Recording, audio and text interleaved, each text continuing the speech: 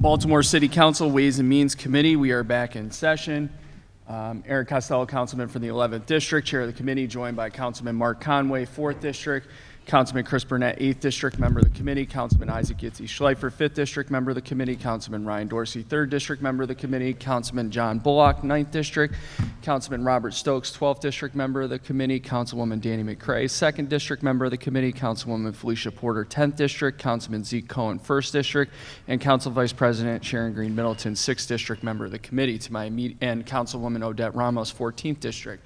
To my immediate right is Marguerite Curran, staff to the committee. On behalf of Mayor Brandon Scott is Chief of Staff Michael Huber. On behalf of Council President Nick Mosby is Nate Poole.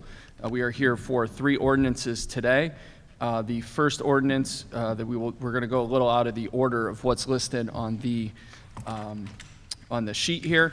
The first one is Council Bill 22-0236, Annual Property Tax for fiscal year 2023. Colleagues, as a reminder, and I'm certain that no one has forgotten, we have already held hearings, specifically 83 and a half hours spanning 45 agencies over the past month. Is there a motion to move the bill favorably? So moved. Motion by Middleton. Is there a second? Second. Second by McCray. Costello is a yes. Burnett? Yes. Dorsey? Yes.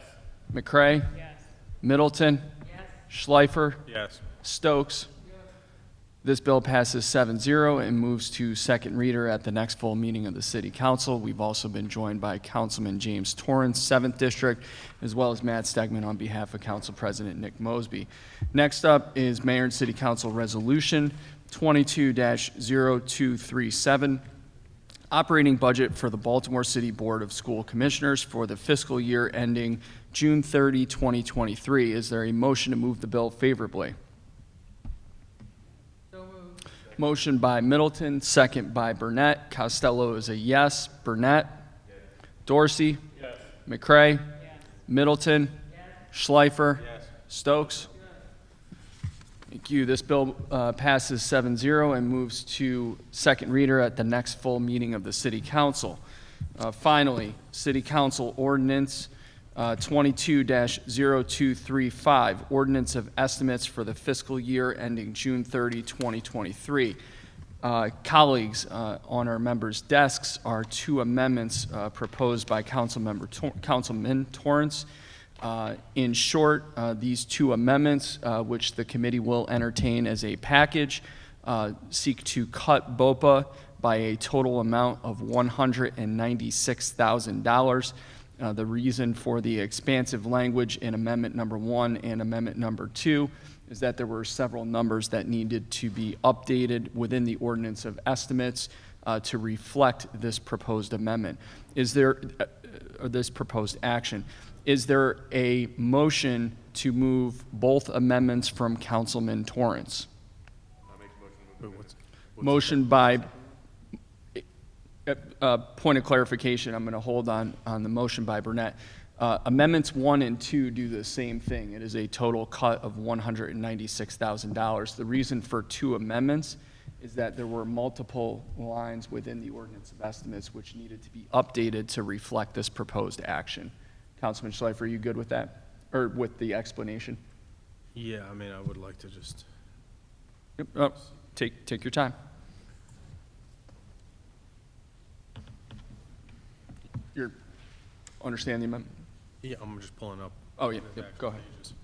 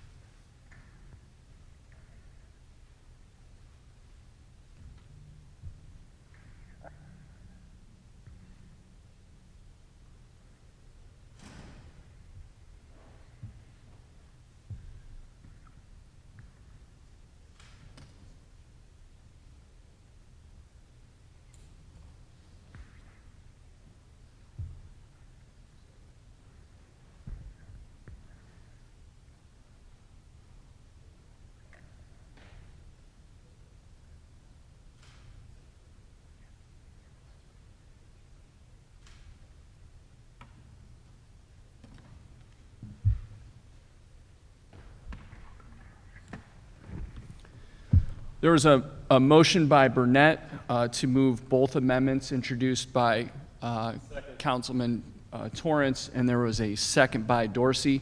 We'll do roll call for the amendment. Costello is a yes. Burnett? Yes.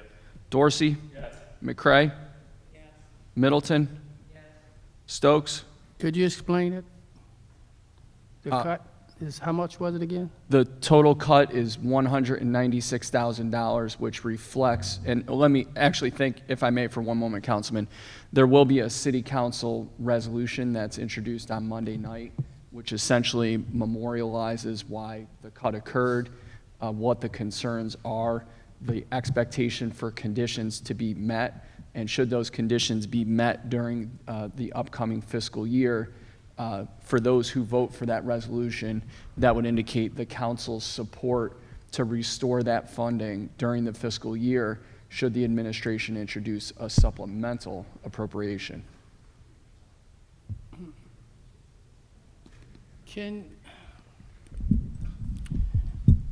My question is, we're going to cut it and then bring it back as a supplemental? I believe, Could you explain why we taking it out and then going to put it back there? so yes, that's a great question, Councilman. So there are concerns that have been raised by myself, by Councilman Torrance, as well as Councilman Dorsey. There's an expectation that certain conditions be met by BOPA. I will open up the floor in a moment to both of my other two colleagues, but I believe I can speak for all three of us and say that the desire is not to make the cut and to see the funding restored should what we believe are reasonable conditions are met in the very near future. Mr. Chair, was this one of the requests from the budget hearing? Can you please clarify? Was this one of the requests from BOPA? Yes. So everything that I would say that the overwhelming majority of the concerns that the three of us have raised to BOPA, we did request additional information and documentation around those items. But I would say that full resolution with the conditions we're expecting has not yet been met.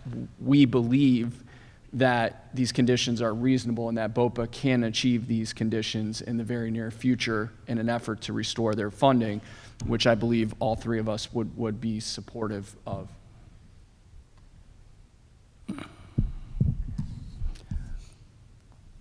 This is, I'm trying to figure out, I'm going to be honest, it's a tough decision. And I know how important BOPA is to the city, and I'm just concerned, it's concerning to me that we're going to put the money back in the supplemental after after the request was not, addressed during the budget hearings. And to come back and say, well, we're going to hold the money, and then if BOPA do what they're supposed to do, then we're going to put the money back. This is very concerning for me, very concerning. Anytime we take money out of somewhere and say, okay, we give it back after you do what you're supposed to, which I understand that, but I thought that was addressed during the budget hearings, and I thought that was clear. So I'm a little confused about now we're still talking about a request that was made during the budget hearings, and I guess it wasn't addressed, so now we're going to cut the money out the budget and then put it back later. I understand that, but that's kind of concerning for me, because I think that should have been addressed during the budget hearings, not now. I have the highest admiration and respect for you as a colleague and friend, Councilman Stokes, and your concerns that you've raised, which I think are certainly valid, are not lost, and I certainly understand and appreciate you pointing that out. I do. Well, I'm going to vote no. Understood. Thank you. Schleifer? No. Thank you. This amendment passes. Stokes is a no, and Schleifer's a no. Yep. So this amendment passes 5-2. Colleagues, is there a motion to move the ordinance as amended? Motion by Dorsey. Is there a second? Second by Burnett. And as a reminder, colleagues, this is a motion to move the entire ordinance of estimates. Costello is a yes. Burnett? Dorsey? McCray? Middleton? Schleifer? Yes. Stokes? Yes. This ordinance as amended passes 7-0. It will move to second reader at the next full meeting of the City Council. There are a plethora of people to thank for all of their hard work over the last month. That'll come during second reader. Committee's now in recess. Thank you.